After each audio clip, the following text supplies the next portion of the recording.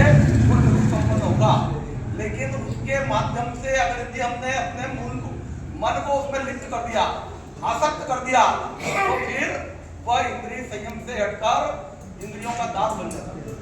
और जो व्यक्ति इंद्रियों का दास बन जाता है वह विभिन्न प्रकार के पाप कर्म करता है। जितने पाप कर्म है वो सब इंद्रियों के दासता के कारण से है। इसलिए संयम का अर्थ होता है इंद्रियों को संयमित रखना और उनको अपने ऊपर हावी होकर के स्वयं उनका दास नहीं बनना। समभाव का अर्थ होता है सबके प्रति समानता का निर्माण करना।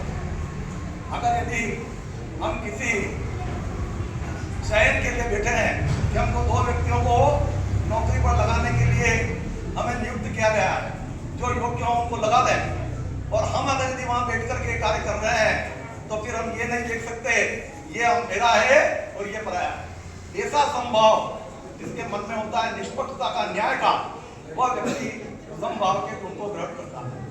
और विवेक का जो गुण है वो ऐसा गुण होता है कि मनुष्य को तत्क्षण इस बात का बोध हो जाए कौन सा कार्य करने योग्य है और कौन सा कार्य त्यागने योग्य। इसका निर्णय करने की क्षमता तब आती है जबकि व्यक्ति की बुद्धि प्रखर बनती है।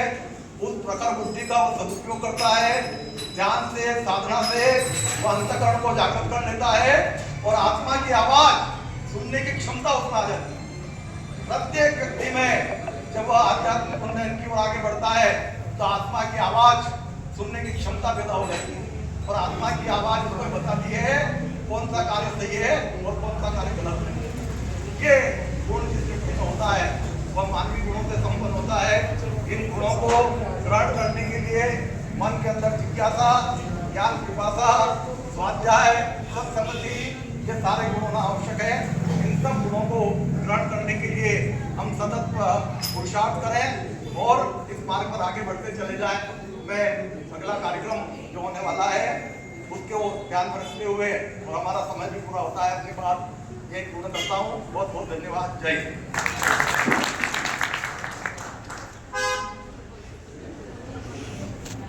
बहुत बहुत धन्यवाद। कार्यक्रम को आगे बढ़ाते हुए श्री आध्यात्मिक चेतना अभियान के संयोजक विनोद जी शर्मा से अनुरोध करूंगा।